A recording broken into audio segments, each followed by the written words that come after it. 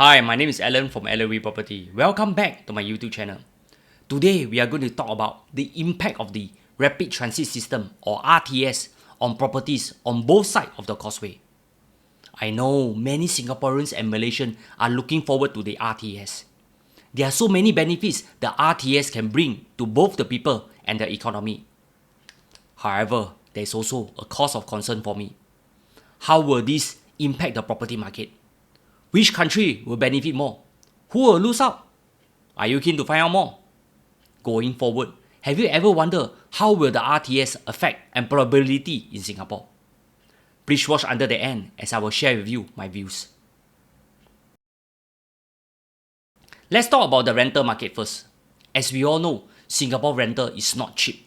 The rental rate has been increasing since COVID-19. The good thing is that the rental rate has started to moderate lately with more condo supply in the market. This means this is bad news for landlord but good news for tenant. However, take note, once the RTS commence operation, I wouldn't be surprised to see more tenants, especially Malaysian, moving back to JB and rent a place instead. Let me zoom into some rental rates advertised at popular Malaysia property portal.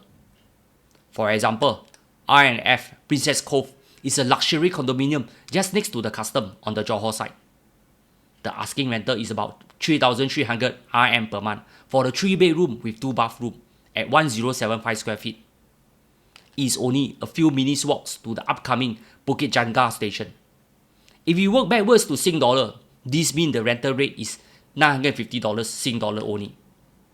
I'm very sure you can't even find a decent master bedroom to rent in Singapore. Let's come back to the Singapore rental rate for HDB flats. As we all know, HDB flats have the most affordable homes you can find in Singapore. We haven't even talked about private property yet. A typical 3-room flat will easily cost you $2,300 to $3,000 Sing dollar. A 4-room flat will cost you $3,000 to $4,300 Sing dollar and so on. For prime area near to towns such as Bharu, you can expect to pay even more. For this discussion, we will only use the 4-room HDB flat rental rate in Woodland and Yishun for comparison. The current going rate is $3,000 per month. Take note, this is considered very low already. This means the impact has already been felt. Anyway, this is equivalent to 10,000 RM per month. If we compare it back to the Princess Cove rental, this is easily 7,000 RM in saving.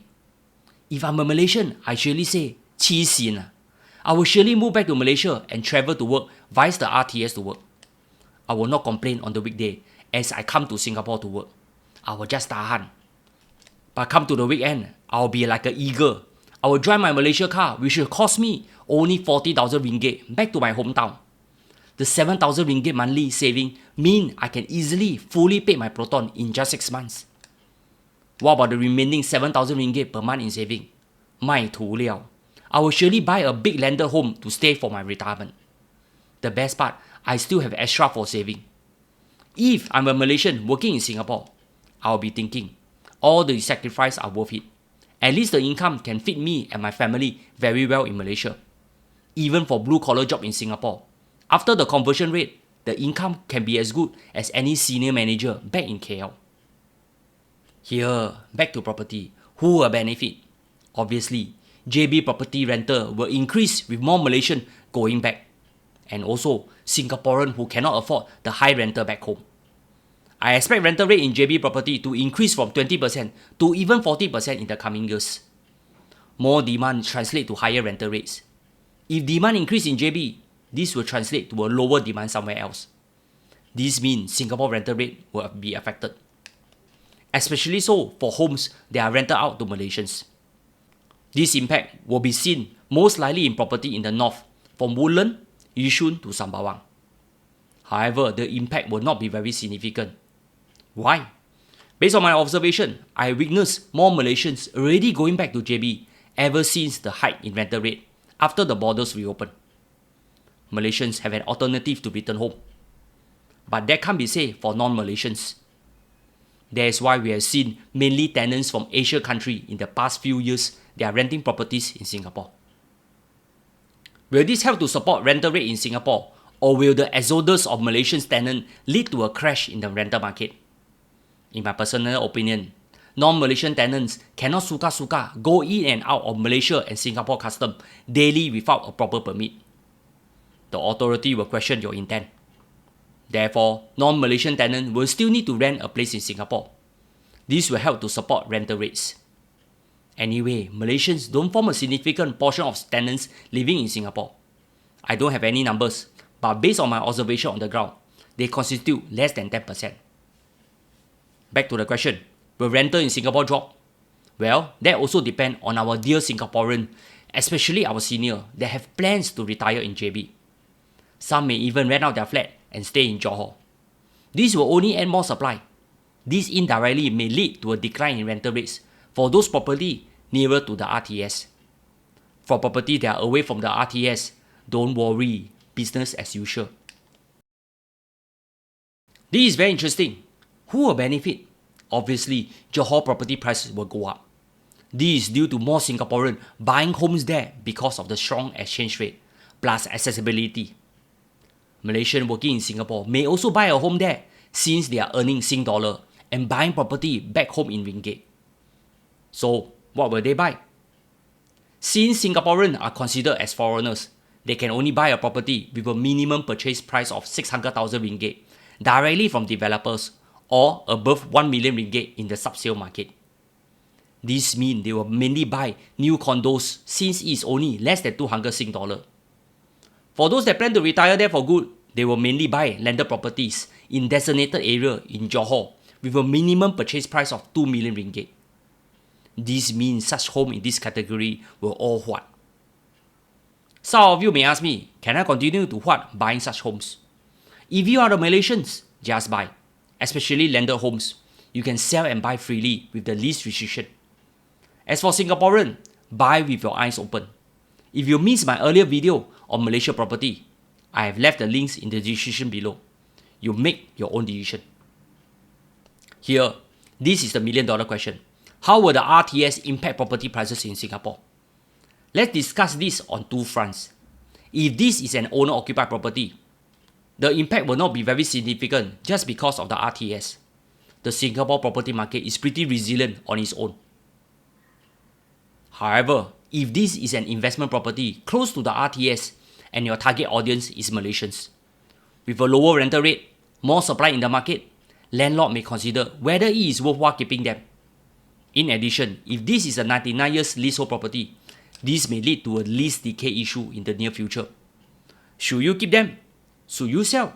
Should you cash out now while the wind is still in your favor? What about the rest of Singapore, away from the RTS station in Woodlands North? Well, the impact will not be very significant. However, there's another very big concern for me. The RTS will improve the flow of people between the two countries, including Singaporeans going in droves to supermarkets, malls and marketplaces. We have already seen this happening for decades. Here, on behalf of all Singaporeans, I would like to say a big thank you to Malaysia for welcoming us. Without Malaysia, I doubt I can even raise my family. After all, I did most of my grocery in JB. From buying baby susu to daily necessity, Singapore is far too expensive. For 100 Sing dollar, I can buy a trolley full of grocery. In Singapore, maximum half a trolley. Back to RTS. The RTS also means companies in Singapore can employ cheaper labor from Malaysia at a significant lower cost.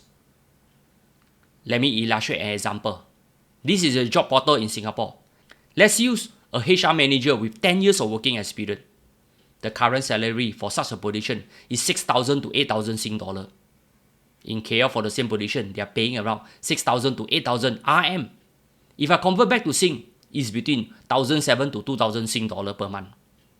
Here, if I'm the boss of a SME, the first thing I will consider is to employ cheaper labor as far as possible. Why?